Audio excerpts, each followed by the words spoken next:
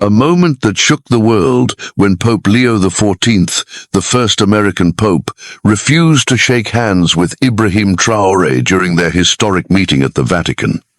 This unexpected gesture left everyone breathless, but what His Holiness did next silenced all criticism, revealing the power of faith surpassing politics.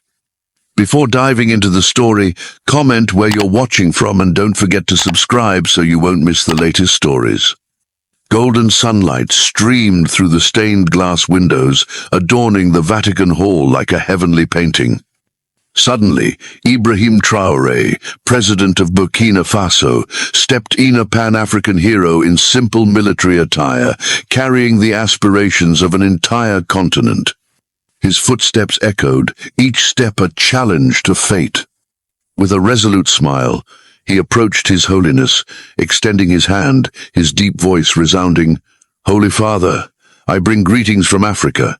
But His Holiness, hands clasped tightly before his chest, remained motionless. The room fell deathly silent, with only the pounding heartbeats of Vatican officials audible. A cardinal near him, face pale, stammered, "Holy Father, this is—" He raised a hand, cutting him off, his piercing gaze fixed on Traoré. "Mr. President, welcome to the Holy See," he said, his voice full of authority. Traoré unmoving, his eyes gleaming with understanding. This was not disdain but a prelude to an act that would be etched in history. A mysterious ritual was about to unfold, promising to overturn all prejudices about leadership and justice. The sound of shoes echoed through the Vatican's corridors, where cardinals in red robes hurried, their faces tense. The sudden arrival of Ibrahim Traoré, interim president of Burkina Faso, had shaken the Holy See. No prior notice, no diplomatic protocol, this young leader with bold Pan-African ideals sent the Vatican into turmoil.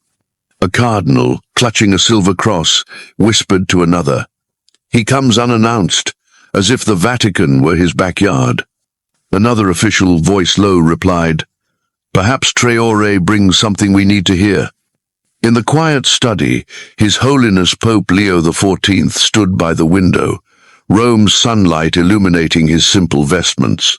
Having lived among the poor in Peru, he deeply understood the injustices Traoré fought against. "Prepare everything," he ordered his secretary, his voice calm but resolute. "Holy Father," the secretary hesitated, "Traoré disregards protocol. This could cause chaos." His Holiness turned, eyes blazing. "Chaos is a chance to speak of justice." He had decided to forego the customary handshake, opting instead for a hand-washing ritual, an act inspired by the gospel, symbolizing service and unity, to honor Traoré's aspirations. On a plane gliding through thick clouds, Ibrahim Traoré, Burkina Faso's 34-year-old leader, sat in thought, clutching a piece of arid homeland soil. He recalled the dusty red roads of the Sahel, where people struggled with poverty and foreign corporations exploited resources. After the 2022 coup, Traoré became a Pan-African icon, vowing to free Burkina Faso from Western domination. His journey to the Vatican was not just a trip, but a declaration. Africa would stand tall. He chose plain military attire, rejecting lavish suits, to stay true. To his advisor, he said briefly, "The Holy See must understand our aspirations." Traoré had studied His Holiness, a man who lived with the poor, capable of grasping his dream. The soil in his pocket was a reminder. He was here for the entire continent, not just himself. Back at the Vatican, the atmosphere crackled. Another cardinal, gripping a notebook, muttered, "Traoré might turn this meeting into a political manifesto." But His Holiness's secretary, with confident eyes, replied, "His Holiness wants exactly that, a dialogue about justice." In the study, His Holiness opened an old book, his finger pausing on lines about humility. He had seen forgotten people in Peru, and in Traoré, he saw a warrior daring to confront injustice. "Prepare the water basin," he told an official, his voice laden with meaning. "Today we will do more than shake hands." The official nodded, though worried. "But what if this act is misunderstood?" His Holiness replied, "Misunderstanding is the first step to change." He envisioned the hand-washing ritual not just as a symbol, but as a shared commitment with Traoré, a commitment to justice and dignity. Outside, Swiss guards stood rigid, their halberds gleaming under the sunlight. The bells of St. Peter's Basilica tolled, heralding an event, not merely a meeting between two leaders, but a convergence of faith and a continent's aspirations.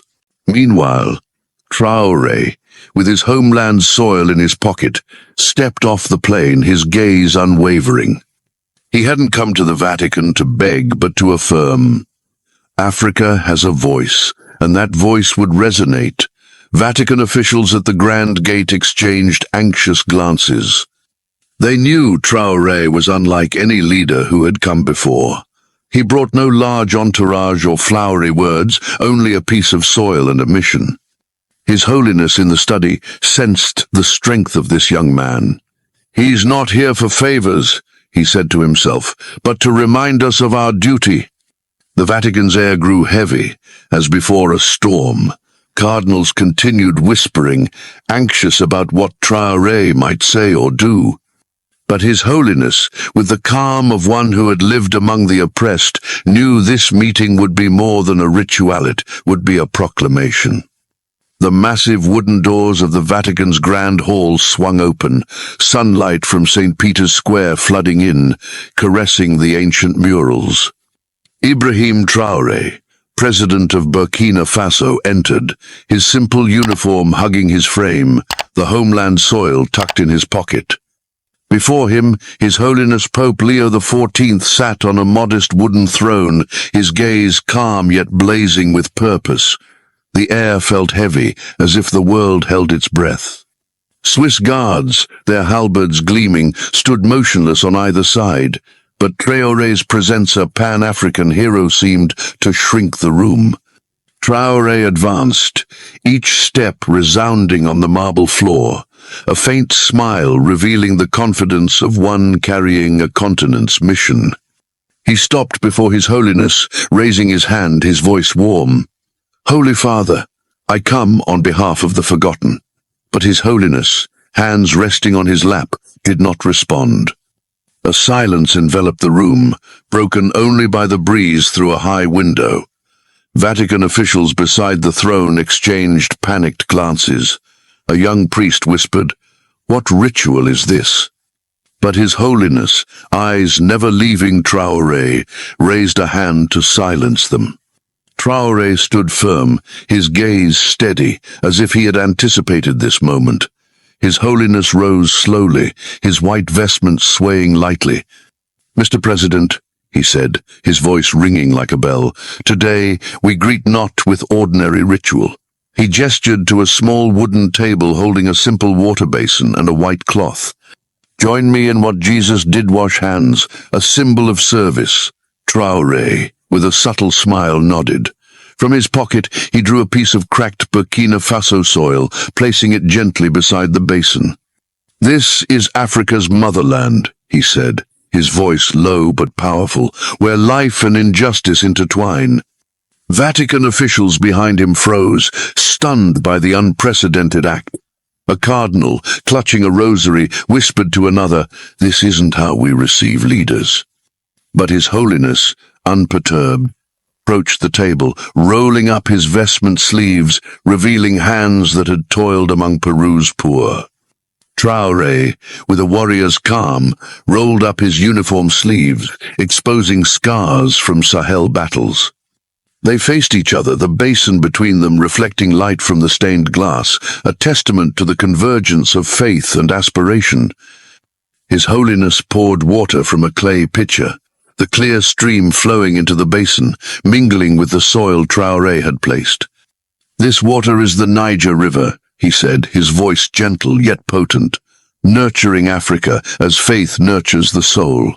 Traoré, touching the water, replied, "And this soil is our promise. Africa will rise. He gently washed His Holiness's hands, each motion deliberate, as if entrusting a continent's hopes. His Holiness, with equal reverence, washed Traoré's hands, water dripping to the floor, carrying the weight of humility. This moment, unseen in Vatican history, hushed all present. Swiss guards, typically rigid, tilted their heads slightly, sensing the act's gravity. An official nearby whispered, "This is what God wants us to see." Traoré, wiping his hands with the white cloth, met His Holiness's gaze with understanding. "We're not just washing hands," he said, his voice soft but resonant, "but cleansing the injustices burdening my people." His Holiness nodded, placing a hand lightly on Traoré's shoulder. "And we commit to building a fairer world together." The ritual ended, the two standing face to face. The gap between a pope and an African leader dissolved. The basin, now streaked with Burkina Faso's soil, became a symbol of unity. His Holiness held a baobab wood cross, preparing to gift it to Traoré, but not yet presenting it. "This act," he said, "will remind the world that leadership is not power, but service." Traoré, hands still damp, replied, "And Africa will not kneel. We demand justice." Vatican officials, now less flustered, began to grasp the profound significance. A young priest, standing near the table, whispered to a colleague, "This is not just a ritual, but a proclamation." Traoré, with the soil still beside the basin, looked at His Holiness, sensing the empathy of one who had lived among the poor. His Holiness, with eyes ablaze, knew this moment would transcend the Vatican Hall, touching the hearts of those yearning for justice. As the two stepped away from the table, light from the stained glass shone upon them, as if heaven itself were bearing witness. Traoré, in his simple uniform, and His Holiness, in white vestments, together forged an unforgettable image. Two leaders, one from Africa, one from the Vatican, united for a common goal. The hand-washing ritual was not merely an act, but a commitment, a promise that justice and humility would lead the way. The heavy wooden door closed, leaving the Vatican's grand hall in silence, with only the echo of the just concluded hand-washing ritual lingering. In a small room, the dim glow of a candle on a wooden table cast light on the solemn faces of His Holiness, Pope Leo XIV and Ibrahim Traoré. The two sat facing each other, free of ceremony, unobserved by outside eyes. It was just Thema Pope, who had lived among Peru's poor, and a young leader carrying the aspirations of all Africa. The basin, streaked with Burkina Faso's soil, remained on the table, a reminder of the commitment just made. Traoré, his uniform slightly rumpled from the ritual, broke the silence. "Holy Father," he said, his voice deep like Sahel stone, "Africa needs no empty promises. We need action to end resource plundering, to give children schools, to let people live without fear." He placed his hand on the table, his sturdy fingers speaking of years of struggle. "I'm here to ask the Vatican to stand with us, not from above, but as a friend." His Holiness listened, his eyes filled with empathy. He recalled Peruvian villages where farmers were stripped of land by large corporations. "Mr. President," he replied, his voice soft as a breeze yet sharp as a blade, "I've seen what power does to the vulnerable. The Vatican cannot stay silent while Africa is exploited." He leaned forward, touching a baobab wood cross nearby. "I want the Holy See to support development programs in the Sahel, schools, hospitals, things that bring dignity." Traoré nodded, his eyes lighting up. "Dignity," he echoed, his voice brimming with strength. "That's what we fight for every day. But foreign corporations, backed by great powers, are bleeding our continent dry. Holy Father, you can use your voice to hold them accountable." He paused, pulling a small stone from Burkina Faso out of his pocket and placing it on the table. "This is my ancestors' land. It holds no gold, but it has a soul. We need the world to see that soul." His Holiness took the stone, his fingers tracing its rough surface. "You carry all of Africa in this stone," he said, his voice warm, as if reciting a prayer. "I see in you a leader fighting not just for your nation, but for a forgotten continent. The Vatican will stand with you, not just in words, but in deeds." He set the stone down, touching the baobab cross. "This is the symbol of that commitment, a bridge between faith and justice." Traoré smiled, not out of joy, but understanding. "We seek no pity," he said, his voice firm, "but respect for what Africa deserves." He leaned in, his gaze locked with His Holiness. "If the Vatican speaks, the world must listen. We need you to call for an end to exploitation, so the Sahel is not just a land of suffering, but of hope." His Holiness nodded, his eyes radiant. "I promise," he said, his voice resounding like church bells, "the Vatican will consider publicly condemning those exploiting Africa. But more than that, we will build roads together, not walls, to bring dignity to your people." He slid the baobab cross toward Traoré, but held back from giving it. "Keep that flame of hope burning." No one in the room noticed a small microphone, forgotten on the table, recording every word. This candid conversation, unscripted, would soon spread, shaking the world's view of justice. Traoré continued, his voice strong. "Africa wants to live in no one's shadow. We want to stand on our own, and I believe you understand that." His Holiness replied, "I do, and I will act." Justice is not just an ideal, but a mission we share. They rose, leaving the room, still carrying the light of the hand-washing ritual. Traoré, with his homeland stone in his pocket, and His Holiness, with the baobab cross in hand, were ready to face the world. This dialogue, profound and unexpected, would become a flame igniting hope for millions, from the Sahel to every corner of the African continent. The Vatican Hall's door closed, but the resonance of the hand-washing ritual and the heartfelt dialogue between His Holiness Pope Leo XIV and Ibrahim Traoré lingered, like a breeze sweeping through Rome's streets. In a packed press room, camera flashes flickered, journalists from around the world jostled to capture every detail of the event. A microphone, inadvertently left behind, had recorded the profound words between the two leaders, and now those words, like a wildfire, were spreading swiftly, kindling the hearts of millions. In newsrooms in London and New York, editors hurriedly revised headlines. Initially, they planned to sensationalize a diplomatic insult over His Holiness's refusal to shake Traoré's hand. But when the leaked microphone recording surfaced, they realized this was no conflict, but a rare moment of humility and unity. A British paper wrote, "Traoré and Pope redefine leadership." In Paris, a French news channel, accustomed to criticizing African leaders, was forced to admit, "Burkina Faso has a hero, and the Vatican a friend." Commentators, usually skeptical, now praised Traoré as a symbol of resilience, a man who stood before the Holy See with African pride. In Africa, the reaction was a tidal wave of emotion. In Ouagadougou, Burkina Faso's capital, red dirt roads glowed as thousands poured into the streets, waving flags and holding hand-painted signs. An elderly woman, her headscarf green, stood amid the crowd, raising a photo of Traoré. "He brought our nation to the Vatican." A young man in a t-shirt with Africa's map shouted, "Traoré is our voice." Bustling markets, typically alive with trade, now brimmed with praise for the young leader who made the world notice the Sahel's dignity. Farther afield, in Lagos, Nigeria, students gathered before a large screen in a square, replaying the hand-washing ritual video. A girl, phone in hand, live-streamed, her voice trembling.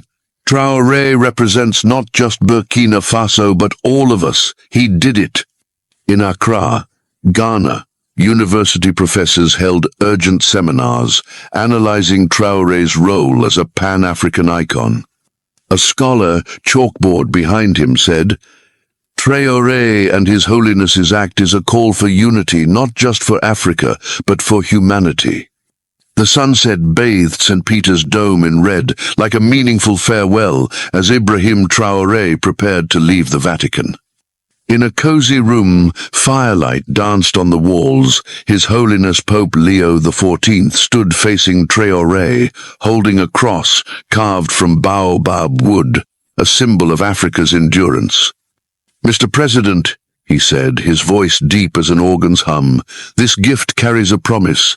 Keep the flame of justice burning." Traoré, in his simple uniform still dusted with soil from the hand-washing ritual, received the cross, his fingers tracing its sturdy grains, as if feeling the strength of the continent he represented.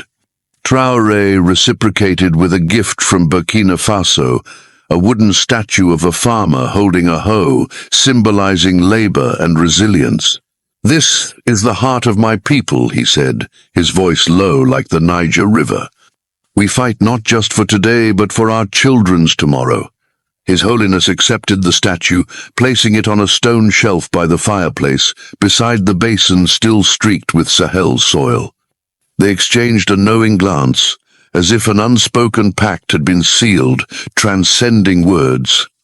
As Traoré left the Vatican, his footsteps on St. Peter's Square's stones rang like a victorious drumbeat. This meeting was no fleeting event, but a milestone reshaping how the world viewed Africa. His Holiness, from a balcony, watched Traoré's car lights fade into Rome's twilight, his heart filled with resolve. He summoned advisors, his voice firm. "We will launch programs to support the Sahel schools, clinics, and protection of resources from greedy hands." A cardinal holding a notebook exclaimed, "Holy Father, this will be your legacy." His Holiness smiled. "No, this is Traoré's legacy." Traoré returned to Ouagadougou on a modest flight, as he always stayed close to his people. As the plane landed, light from thousands of torches held by citizens illuminated the airport. The crowd, from mothers cradling babies to elders with canes, raised hand-painted banners, singing Burkina Faso's proud anthem. A little girl, eyes bright as stars, ran forward, giving Traoré a ring of dried grass. "You made us proud." Traoré knelt, placing a hand on her shoulder, his voice warm. "You will make the world proud." At Ouagadougou's central square, Traoré stood on a wooden platform, baobab cross in hand, torchlight reflecting on his face. "Africa has spoken," he said, his voice booming like thunder in the desert. The Vatican listened, and together we'll build a future where no one is forgotten. The crowd roared, drums pounding like the continent's heartbeat. An elderly man amid the throng wiped tears. "Traoré brought us dignity." The meeting's legacy didn't stop in Burkina Faso. In Addis Ababa, the African Union's headquarters, leaders held an urgent summit, discussing how to leverage this event to foster Pan-African unity. A Senegalese delegate, holding notes, said, "Traoré opened a new path. Africa not only demands justice, but collaborates with the world." In Nairobi, young activists founded a fund called Traoré's Flame, supporting education and resource protection. A Kenyan girl, before a crowd, raised a photo of the hand-washing ritual. "This proves we can stand equal to anyone." At the Vatican, His Holiness pressed on. He ordered an official message drafted, urging nations to end Africa's resource exploitation and support sustainable development. A young priest holding the draft exclaimed, "Holy Father, this message will shake the world." His Holiness, gazing out a window, replied, "No, it merely carries the flame Traoré ignited." The Burkina Faso farmer statue on the shelf reminded him of his promise to Traoré. Traoré, back in Burkina Faso, didn't rest. He convened advisors, planning schools and hospitals with Vatican support. "We don't wait for miracles," he said, his voice steady as desert wind. "We'll build our future." He stood before a small village where children played on red soil, placing the baobab cross on the ground, a pledge. Villagers gathered around, clapping, singing songs of hope.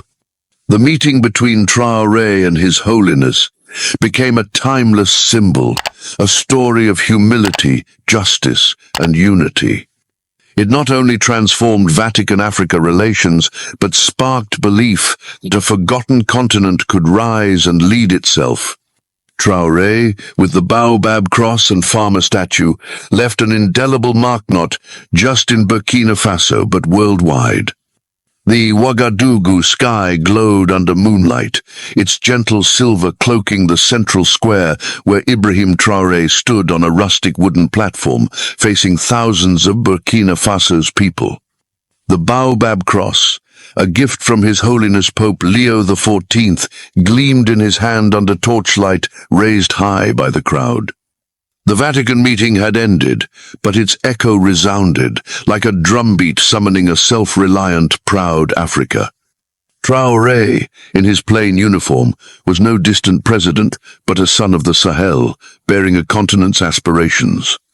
"We stood before the world," he said, his voice ringing like wind across the savannah.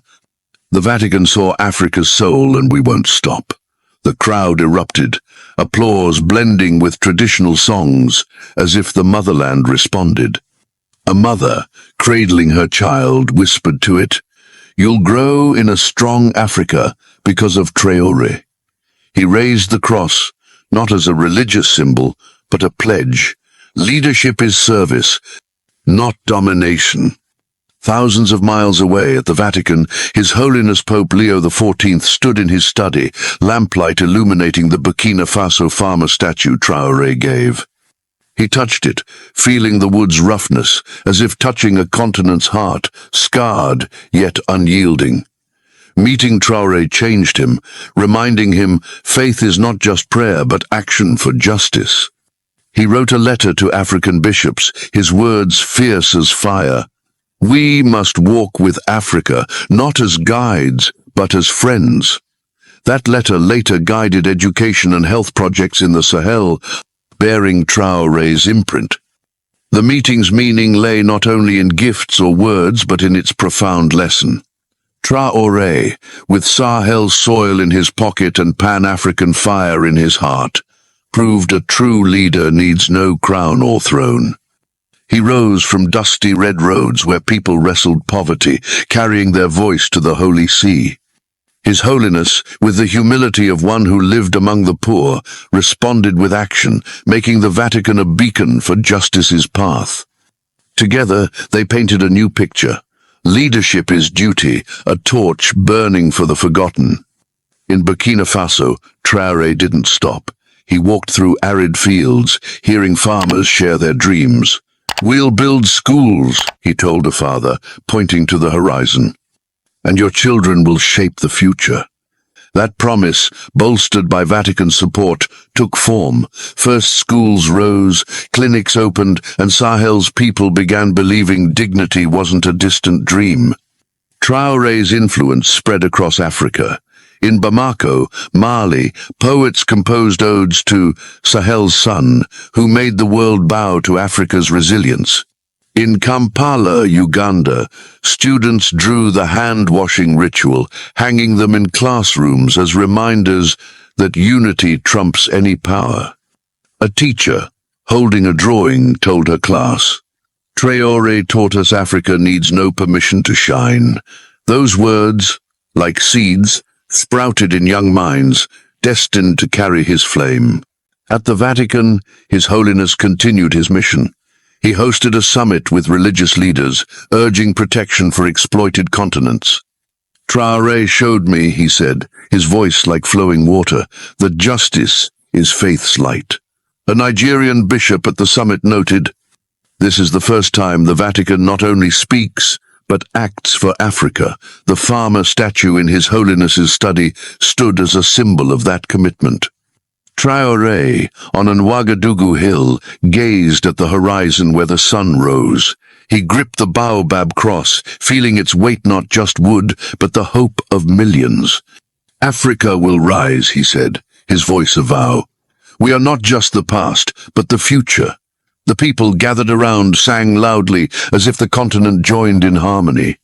Traoré's image in simple uniform with cross in hand became an eternal icona leader, seeking not glory but justice. The meeting between Traoré and His Holiness left a timeless lesson. Leadership is not power, but responsibility to the vulnerable. From Sahel to Rome, from tiny villages to grand summits, their story kindled faith that a just world is possible. Traoré, Africa's son, wrote a new chapter, and the world will forever remember his name.